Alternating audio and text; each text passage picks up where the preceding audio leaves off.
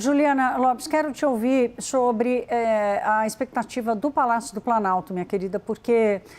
o Palácio do Planalto certamente já entendeu o jogo que Davi Alcolumbre quer jogar, que é um jogo mais difícil para o Palácio, para o presidente Lula, que é acostumado a fazer negociações, né? Tudo bem que ele mudou um pouco esse jeito de articular e de lidar com o Congresso Nacional, foi o próprio Partido dos Trabalhadores e a ala da esquerda da política que criou o Congresso Inimigo do Povo, né, no ano passado, mas ainda assim, eu tenho certeza que o presidente Lula sabe exatamente o jogo que Davi Alcolumbre está jogando. Qual é a sua percepção de como o Palácio se prepara? Porque mesmo que Jorge Messias seja aprovado, mas seja aprovado ali na raspa do tacho, como você, o Matheus e o Pedro deixaram muito claro aqui, os recados estão sendo todos dados, né? Sinalizando que a governabilidade de Lula nesse último ano do seu terceiro mandato não está exatamente garantida com o céu de brigadeiro.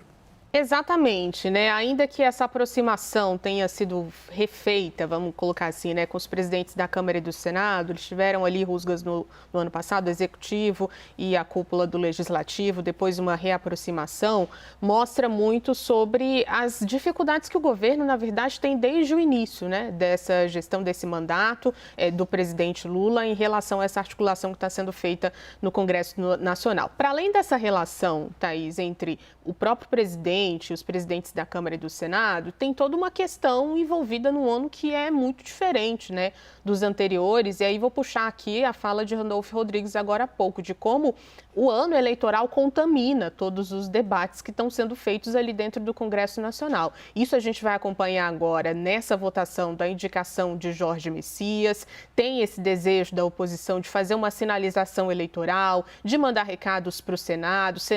para o Supremo Tribunal Federal, Supremo, que vamos lembrar, tem ali uma ação contra, né, de Gilmar Mendes contra um senador, Alessandro Vieira, por conta ali da decisão de indiciar os ministros, os magistrados, né, os ministros da Suprema Corte na CPI do crime organizado. Então é um clima com pano de fundo muito tenso. É importante a gente lembrar também que, para além da indicação de Messias, tem outras votações em que, sim, Lula vai ser colocado, essa articulação vai ser colocada à prova, a decisão, né, de Lula de bancar algumas questões. A gente tem dosimetria para ser discutida aí também, com uma possibilidade de recado da oposição e do Centrão. Então mostra que, se é uma articulação que já estava ali a duras penas durante os anos anteriores, no ano eleitoral, obviamente, o governo está sendo confrontado. E vai lembrar a postura também do presidente Lula com essa indicação. Apesar dessas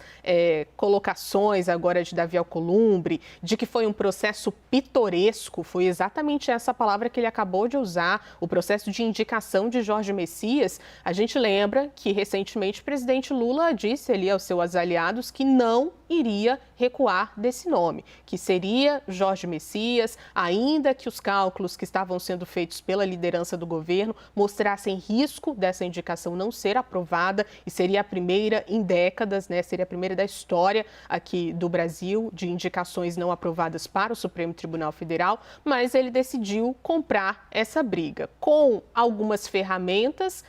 Isso tem a ver com liberação de emenda, negociação feita ali nos bastidores, mas decidiu não se dobrar aos presidentes da Câmara e do Senado. Então, mostra uma postura do presidente Lula que tem dificuldades de articulação desde o início, mas que não recua quando decide por indicação de um nome ou, por exemplo, por vetar uma proposta com amplo apoio, né, da oposição e do Centrão, que foi o caso da votação da dosimetria.